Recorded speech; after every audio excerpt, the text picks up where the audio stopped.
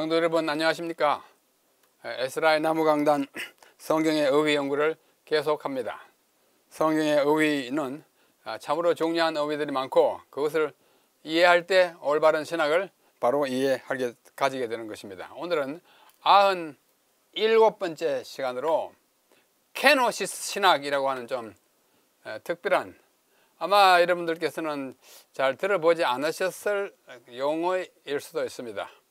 그러나 신학을 공부하고 특별히 신약을 연구하시는 분들은 이 케노시스 신학에 대하여 상당한 시간을 바쳐서 이해하고 또 가르치기도 합니다. 케노시스 신학.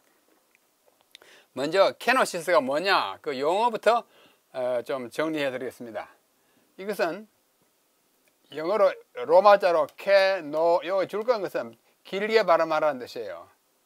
오는 긴 오가 있고 짧은 오가 있는데 이건 긴 오입니다. 여기 헬라어로 오미크론이에요.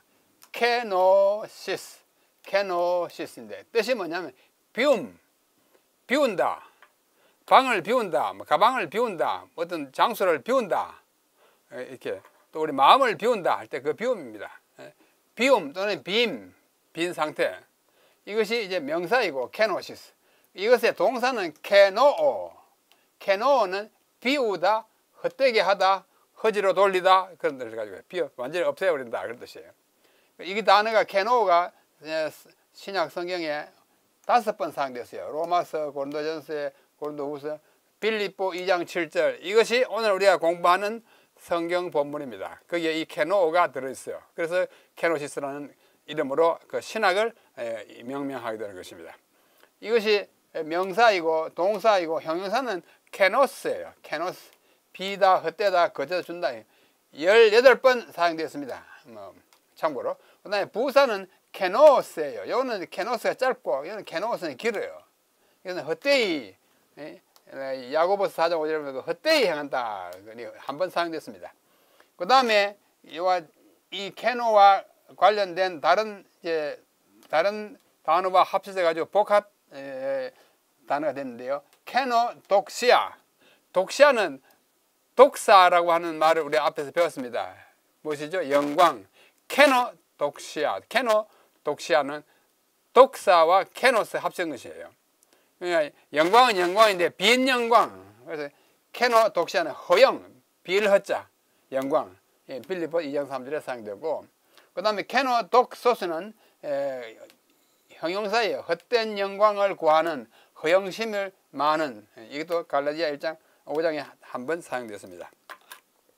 자, 이 모든 단어를 다 알 필요는 없어요. 그러나 케노가 비운다는 뜻을 가지고 있다는 것을 이해하는 것은 도움이 될 것입니다. 자, 이제 이러한 용어를 염두에 두고 그 의미를 케노시스 신학, 케노시스 신학을 영어로 하면 키노틱 theology 이렇게 표현하게 되면 그것을 완전히 영어로 형용사화했어요. 비움의 신학이라는 뜻입니다.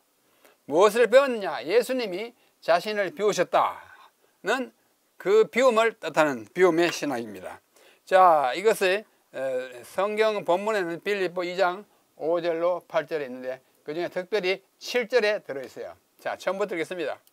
너희 안에 이 마음을 품어라. 곧 그리스도 예수의 마음이니 그는 근본 하나님의 본체시나 하나님과 동등됨을 취할 것으로 여기지 아니하시고 오히려 자기를 비워, 우리 개역 한글판에는 비어라고 잘못 번역됐어요. 잘못 표기됐는데 개역 개정판에는 바르게 했습니다. 자기를 비어가 아니고 비우다. 자기를 비워 종의 형체를 가지사 사람들과 같이 되셨고 사람의 모양으로 나타나사 자기를 낮추시고 죽기까지 복종하셨으니 곧 십자가에 죽으심이라. 여러분 다 잘 알고 거의 외울 정도로 익히 아는 성경 구절인데 그 중에 7절 오히려 자기를 비웠어요. 뭐 있는 걸 내놓은 것입니다. 여기서 자기를 비워 종의 형체를 가지사 한 것을 이제 헬라로 보면 이래요. 알라 오히려 헤오톤 자기를 에케노센 비웠다. But he emptied himself. 그분은 자신을 비웠다. 오히려 자기를 비웠다. 그 다음에는 종의 형체를 가졌다. 그래서 모론 둘론, 모르폰 둘론, 종의 형체를 나본 가졌다. 종의 모양. 그런 종이 아닌데 종의 모양을 가지고 종의 형태로 이 땅에 살아오셨어요. 자기를 비웠어요. 완전히 비웠습니다. 예, 너 마음을 비워라. 또 너를 비워라 할 때 그 비움이에요. 근본 하나님과 같은 본체시나 하나님과 동등됨을 취할 것으로 여기지 아니하시고 유보하시고 보류하시고 자기를 비워서 하나님과 동등된 자기를 비워가지고 종이 되셨다는 뜻으로 비움인 것입니다. 방금 본 이 헬라 이 문장에서 에케노센이라는 말은 비웠다는 뜻이에요. 비우셨다. 이 말은 에케노센이라는 말은 케노 비우다라는 농사의 단순 과거형입니다. 싹 비웠다. 뭐 두 말을 지어주셔서 완전히 비웠다 그거예요. 비운 상태가 계속된 것을 의미합니다. 여기서 그리스도 그가 자신을 비워서 종의 모양 형체를 취했을 때 그가 자신에게서 무엇을 비우셨는가 하는 질문이 나오게 됩니다. 뭘 비우셨나? 이에 대하여 케노시스 신학을 주장하는 사람들의 일부는 그 그리스도께서는 신성을 비우시고 인성을 취하셨다고 대답합니다. 뭐 그 진술 자체가 틀린 건 아니에요. 신성, 디비니티를 비우고 휴머니티를 취했다 합니다. 이 말은 그가 인간이 되셨을 때, 다시 말해 성육신, 인카네이션 하셨을 때 신성을 어떻게 해요? 신성을 완전히 포기하셨다는 뜻입니다. 포기하시긴 하셨는데 어느 정도 포기하셨느냐, 그게 이제 문제의 관건이 돼요. 이러한 주장에 대하여 다 비웠다, 신성은 완전히 없다 하는 그러한 주장에 대하여 다른 학자들, 역시 케노시스 학자들인데 좀 다른 견해를 가진 케노시스 학자들이에요. 그 신학자들은 그리스도가 신성을 완전히 포기하여 하나님이 아니라면, 완전히 포기하여 하나님 완전히 아니라면 어떻게 될까? 그분은 인간을 위한 구주가 될 수 없다. 인간은 인간을 위한 구주가 될 수 없어요. 인간을 위해 죽을 수는 있지만 그가 인간은 만약 인간뿐이라면 우리를 구원할 자격이 이제 미비됐다, 이렇게 얘기하는 것입니다. 그렇게 말하는 거예요. 반박합니다. 왜냐하면 복음서에 기록된 예수님의 사역을 보면 그는 하나님의 능력과 지혜를 소유하셨던 것이 확실하기 때문입니다. 폭풍을 잠잠케 하시는 마가복음이죠. 그는 그가 신적인 능력을 가지셨음을 보여주는 하나의 예이다라고 주장해요. 하나님의 아들이 이 땅에 오셨을 때 그가 하나님이기를 멈춘 것이 아니라 완전히 이제 하나님 스탑! 이제부터 완전히 인간, 그게 아니고 그가 한 작은 신, 원래는 큰 신인데 조그마한 신이 된 것을 의미하는 것이 결코 아니다, 이렇게 반박합니다. 반박에도 일리가 있어요. 그가, 예수님이 자신을 비우신 것은 사실이지만 그는 여전히 하나님이셨는 것도 사실입니다. 왜? 골로새 2장 9절은 아주 중요한 성경 구절이에요. 그 안에, 그리스도 안에 신성의 모든 충만이 육체로 구하시고, 그분이 육체로 오시는 그 인간 예수에게 신성의 충만이 그 안에 있었다 하니까 그분이 완전히 신 되기를 완전히 포기하고 이제는 완전히 신이 아니야, 나는 완전히 인간이야, 그렇게 하는 것은 성경의 다른 부분의 진술을 이렇게 번복해야 하는 것입니다. 그렇게 하면 맞지가 않아요. 자, 노란 글자요. 예수께서 자신에게서 비우신 것은 그가 하늘에 계실 때에 가지셨던 특권들을 내려놓으신 것으로 봐야 합니다. 그는 하늘의 보좌에 앉아있기를 그만두시고 사람들과 같이 되셨고 사람의 모양으로 나타나서 자기를 낮추시고 죽기까지 복종하신 것, 곧 십자가의 죽으심을 택한 것을 비웠다고 표현한다, 이렇게 말하는 거예요. 미미한 차이지만 또 큰 차이기도 합니다. 케노시스는 신성을 완전히 비운, 없애버린 것을 뜻하는 것이 아니라 그것을 행사하기를 자제하신 것을 의미한다고 볼 수 있습니다. 참으로 그렇습니다. 그는 성육신 하셔서 이 세상에 계시는 동안 한순간도 하나님이 아닌 때가 없었습니다. 항상 하나님이셨어요. 그는 신성을 없애고 인성을 그 자리에 채운 것이 아니라 그의 신성에다 인성을 처하셔서 신성과 인성을 겸하여 가지고 계셨습니다. 이것을 우리는 신성과 인성의 결합, 컴비네이션이라고 표현합니다.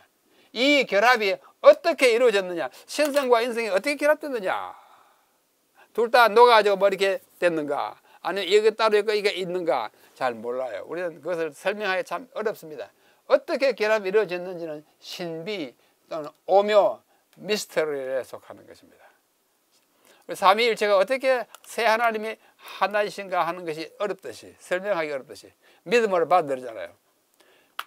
신성이신 그분이 인성을 취하신 것은 신성을 완전히 포기하고 인간이 되심으로 인간과 똑같이 됐다는 것을 의미하는 것은 아니라, 왜냐하면 그분이 신성이 충만한 분이라고 말씀했기 때문입니다. 오묘예요. 이게 오묘에 속하는 일이라 모든 사람이 이해할 수 있게 설명하기는 어렵습니다. 지상생애 동안에 그는 자신의 신성을 자신의 편이나 안위를 위하여 사용하신 적이 없었고 전적으로 아버지의 뜻에 자신을 맡기시며 살았어요. 요한복음 5장 19절에 있는 말씀같이 또 다른 성경절에 그는 다음과 같이 말합니다. 요한복음 6장 38절. 내가 하늘에서 내려온 것은 내 뜻을 행하려 함이 아니요 나를 보내신 이의 뜻을 행하려 함이라. 이렇게 말씀하셨어요. 자기의 뜻 있고 하나님으로서의 뭐 생각이 있겠지만 그걸 아버지 하나님께 다 맡기시고 내가 인간으로서 그분의 뜻에 복종했다고 그렇게 표현하는 것입니다. 또 마태복음 26장 39절에 이제 십자가를 앞두고 조금 나아가사 얼굴을 땅에 대시고 엎드려 기도하여 이르시되 내 아버지여 만일 할만하시거든 이 잔을 내게서 지나가게 하옵소서. 그러나 나의 원대로 나의 뜻대로 마시옵고 아버지의 원대로 하옵소서. 전적으로 굴복하는 그런 세계를 사셨다는 것입니다. 그래서 예수의 케노시스는 신성을 완전히 포기하고 인간이 된 것을 말하는 것이 아니고 그의 신성에다 인성을 취하신 것, 즉 그에게는 완전한 신성과 완전한 인성이 함께 있었음을 의미하는 것입니다. 케노시스의 신학의 그 내용이 그렇습니다. 예수님은 하나님이셨기 때문에 인간을 구원하실 수 있었고 사람이셨기 때문에 인간을 위해 죽으실 수가 있어요. 참 신비해요. 그러나 사실이에요. 그는 완전한 하나님이셨고 완전한 인간이었어요. He was fully divine and fully human. 온전히 신이셨고 온전히 인간이셨어요. 그는 신성으로서 아버지 하나님을 붙드셨고 인성으로서 사람을 잡으셔서 하나님과 사람의 단절된 관계를 연결하셨습니다. 그는 하늘과 땅을 잇는 다리였습니다.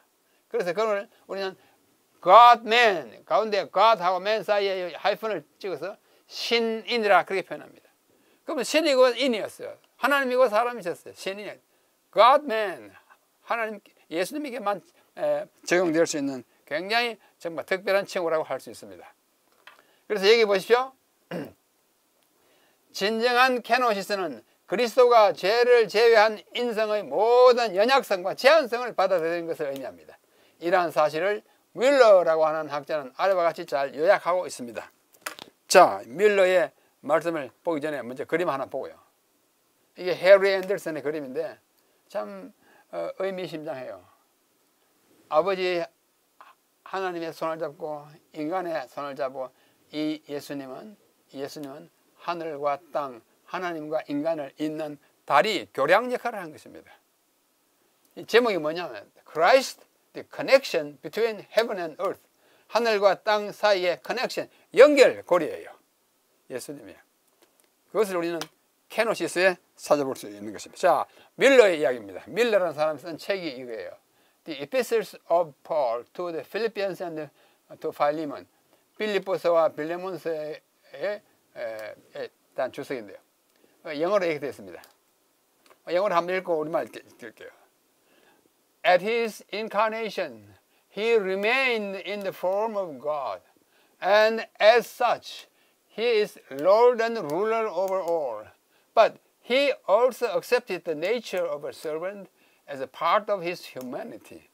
간단하지만 참 신비스러운 표현입니다. 자, 그가 성육신 하셨을 때 그는 하나님의 형상을 유지하셨고 성육신 했다가 하나님의 형상 다 버린 거 아니었어요. 그렇게 함으로써 그는 만물의 주와 통치자가 있었어요. 하나님이니까 만물의 주와 통치자가 있었어요. 그러나 그는 또한 그의 인성의 일부로서 종의 본성을 받아들이셨다. 자, 오묘한 결합이에요. 컴비네이션이에요. 예수님은 그러한 신성과 인성의 결합체였다는 사실을 알 수 있습니다. 자, 이제 이 케노시스 신학의 역사를 잠시 살펴보고 오늘 강의를 끝내겠습니다. 첫째, 케노시스라는 단어가 교부들의 문헌에 나오지만 크게 의미 있게 사용되거나 강조되지는 않았습니다. 이러저러한 사람들이 교부들 아지 않습니까? 초기 교회 여러 유명한 학자들, 교부들 많이 있었는데 그들의 글에는 이 말이 언급되긴 했지만 강조되지 않아요. 그러다가 중요한 논자가 되기 시작한 것은 17세기에 독일의 두 대학이었습니다. 하나는 튜빙겐 대학교, 하나는 기센 대학교에서 루터 신학자들이 케노시스를 예수님이 비었다, 비움의 신학이다 말을 함으로써 이제 본격적으로 케노시스에 대한 연구를 시작하게 된 것입니다. 그러나 더 본격적으로 케노시스 주의가 나타난 것은 19세기 중葉이고, 이때 17세기에 나왔지만 더 왕성하게 시작한 것은 19세기고, 대표적인 인물들은 고트프리드 토마지우스, 그 다음에 폰 프랑크, 또 게스, 이런 분들인데, 이 중에 토마지우스가 한 말을 우리 잠시 살펴볼 필요가 있습니다. 이 세 사람 중에 토마지우스는 예수 안에서 신성과 인성이 결합된 것을 부인하지 않으면서 예수는 제한된 인지력을 가지고 있었다고 주장했어요. 신과 같이 나은 것이 아니라 그 인지에 있어서 제한된 면을 가지고 있었다고 말했습니다. 그리고 그는 형이상학적인 속성들, 즉 전지, 전능, 무소부재, 이러한 형이상학적 속성과 도덕적 속성, 사랑과 거룩함과 의로움을 분리해가지고 로고스이신 예수는 전자를 포기하고 전지, 전능, 편재 포기하고 후자만 사랑, 거룩하고 의로움을 가지셨다고 주장했어요. 자기 나름의 깊은 연구 끝에 이런 주장을 정리한 것으로 보입니다. 반면에 다른 두 사람 프랑크와 게스는 매우 급진적인 입장을 주장해가지고 성육신 하신 로고스는 예수님은 어떠한 신적 또는 형이상학적 속성도 가지지 않으셨다. 그런 것 가지지 않았다. 신적 하나도 없었다. 그렇게 표현하게 됐습니다. 자, 둘째, 케노시스 신학은 독일에서뿐만 아니라 영국에서도 일어났어요. 19세기부터 20세기 초까지 활동한 신학자들 가운데 케노시스 신학을 논한 사람은 찰스 골, 휴 로스 맥킨토시, 프랭크 웨스턴, 폴사이트, 퀵, 이런 사람들이 있는데, 이들은 독일 신학자들보다는 비교적 긍정적인 방향으로 나아갔어요. 그래서 전통적인 기독론, 예수는 신성을 완전히 버리셨다고 하는 주장들은 예수의 인간적인 삶을 정당하게 다루지 못했다고 판단하는 나머지 그건 틀렸다라고 인정하게 됐어요. 그래서 그 중에 폴사이트는 예수가 신성을 완전히 포기하지는 않고 억제만 했다, 이렇게 생각했습니다. 그것도 또 하나의 발전을 할 수 있습니다. 이와 같은 과정을 거쳐서 20세기 중반, 지금 21세기입니다. 중반 이후에는 앞에서 살펴본 바와 같이 예수가 자신을 비웠다라는 빌립보서 2장 7절의 말씀을 신성의 완전한 포기가 아니라 신성은 항상 유지하였지만 하나님으로서의 특권과 능력을 유보하시고 인성을 취하신 것으로 케노시스 신학을 정리하게 되었습니다. 이게 좌우로 왔다 갔다 하다 이제 정도의 노선을 잘 찾아 나왔다고 할 수 있습니다. 자, 그래서 여기 오늘 드린 말씀을 결론 삼아 요약합니다. 1. 빌립보서 2장 7절에서 성육신 하신 예수께서 자기를 비웠다라고 하신 것을 초기의 케노시스 신학자들은 그가 신성을 완전히 비우고 인성을 취했다라고 이해했어요. 초기에는 비웠다, 완전히 비웠다 이렇게 돼요. 그러나 2번, 그와 같은 케노시스 신학은 영원하고 충만한 신성, 골로새 2장 9절을 가지고 있었던 예수님의 모습을 그릇 나타내는 이단으로 판정된다. 그건 틀렸다. 그 안에 신성이 충만하게 있었다는데 완전히 인간에게 신성 하나도 없다는 것은 말이 안 된다. 단절했어요. 그러므로 3번, 올바른 케노시스 신학, 즉 비움의 신학은 신성의 완전한 포기가 아니라 성육신 하신 예수께서 신성의 사용과 그 특권을 자제 또는 유보하신 것을 의미한다는 것으로 이해하게 되었습니다. 이게 오늘날의 알려진 케노시스 신학의 결론입니다. 우리가 신학서적을 읽으실 때 혹시 케노시스라는 단어가 나오면 이런 과정을 거쳐가지고 예수님이 케노시스, 비우기는 비우셨는데 완전히 신성을 다 깡무리 없애고 인상이 됐다는 것이 아니라 그분이 갖고 있던 하나님으로서의 특권을 다 유보하고 제약, 유보 또는 자제하신 것을 의미한다. 여전히 그럼에도 불구하고 그분은 엄청난 것을 비우신 것입니다. 이것이 비움의 신학이라고 하는 케노시스 신학의 발전된 모습, 현재까지의 결론입니다. 오늘 여기까지 공부했습니다. 97번째 케노시스 신학이 뭐냐? 빌립보 2장 7절에 나타난 자기를 비워라는 의미의 그 신학을 우리가 함께 살펴봤습니다. 다음 시간에 또 다른 제목으로 우리 함께 공부하겠습니다. 안녕히 계십시오.